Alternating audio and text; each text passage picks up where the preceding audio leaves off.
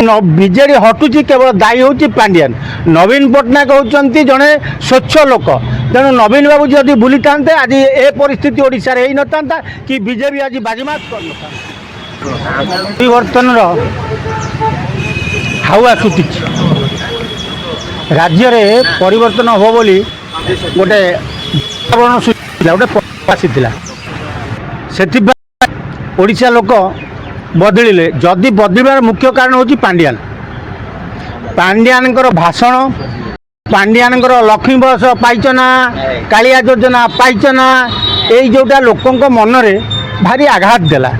तो बीजेडी सरकार 30 जन को प्रचार व्यवस्था करे। नवीन बाबू 1, पांडियान 2, बबी दास 3। काऊ कई देखाले नहीं प्रचार कमिटी, केवल पांडियान जो देखिले पांडियान सबू स्टेज रे पांडियान चढ़िले, लोक को छिड़ा कर देले, कैंडिडेट मान को ओल्ल तलू ओल्ल देले। तेणु लोकों मन में गोटे आघात सृष्टि है जे ये गोटे तामिल ये ओडिशा रे पशि आसिकी आम लोक गुड़ा जो व्यवहार करुँच। तेणु ओडिशा बीजेडी टी हटई देवा। जदि बीजेडी हटुची केवल दायी हूँ पांडियान।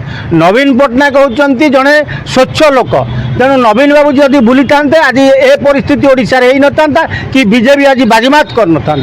केवल पांडियान जो बीजेडी तलितलांत होती आज बीजेपी सरकार करने को जाऊँगी।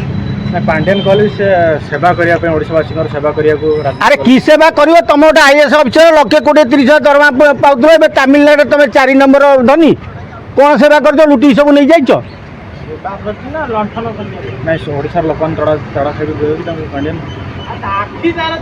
भावुच कौन आज दिनटा सरू काली पांडियान तामिलनाडु पड़े ये नोड़ा ड्रेस पिंधि सारे बोधे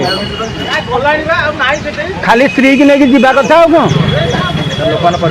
पक्का परिवर्तन किसी हेला ना। बीजेपी सरकार कर नवीन बाबू विरोध दल बसवे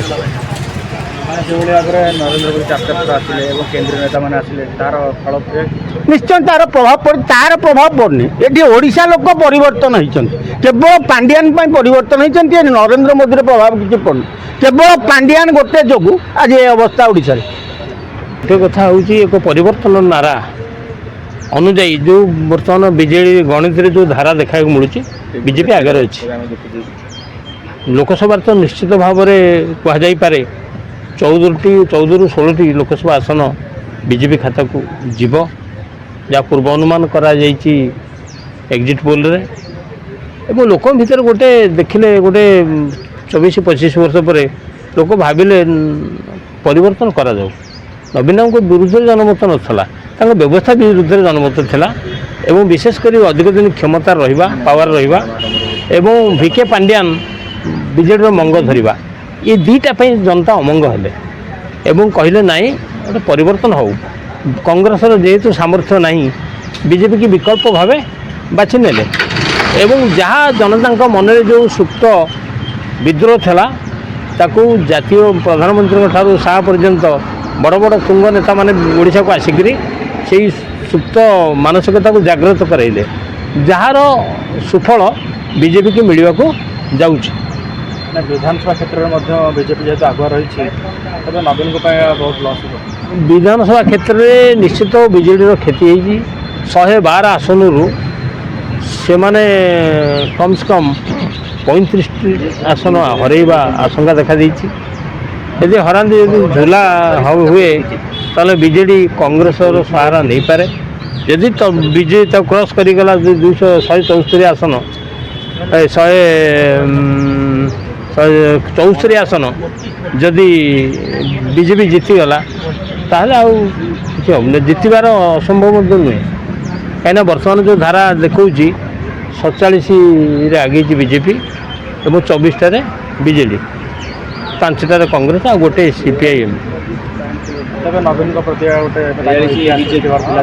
नहीं नवीन प्रति नवीन जठ ठार जो पर्यटन योजना करते जो योजना केवल लोक निर्भरशील योजना आत्मनिर्भरशील योजना मैंने करना एबी भी लोक दादन जाऊँच भी शिक्षित बेकारी गाँव में बुलूँ अधपाठुआ गाँ मुंडे बसिकी କର୍ମୀ ବିଜେଡ଼ିର କର୍ମୀ ହେଇକିରି କେଉଁଠି ଭତ୍ତା କେଉଁଠି ଇନ୍ଦିରା ଆବାସ ବିକିଲା କେଉଁଠି ଠିକା କାମରେ ଠକିଲା ଏମିତି ବଞ୍ଚିବାର ରାହ ଦେଖିଲା। କେବଳ ପରିବର୍ତ୍ତନ ପାଇଁ ଲୋକ ପରିବର୍ତ୍ତନ 24 ବର୍ଷର ଶାସନକୁ ଦେଖିଲେ ଯେ ଯାହାକୁ ଭୋଟ୍ ଦିଆହେଉଛି ସେ କିଛି କରିପାରୁନି। ଗୋଟିଏ କ୍ଷମତାଟା ଗୋଟିଏ ପାଖରେ କେନ୍ଦ୍ରୀଭୂତ ହେଉଛି ନବୀନ ନିବାସରେ, ଆଉ ସେ କ୍ଷମତାକୁ ଆସନ ହେଉଛି ନବୀନ ବାବୁଙ୍କର, ଶାସନ ହେଉଛି ପାଣ୍ଡିଆନର। ଏହି ଭାବନାର ଯେଉଁ ପ୍ରଚାର ସାରା ଓଡ଼ିଶା ସାରା ଗଲା, ତେଣୁ ତା ପରିବର୍ତ୍ତନ ନାରା ଖୋରାକ ଯୋଗାଇଲା।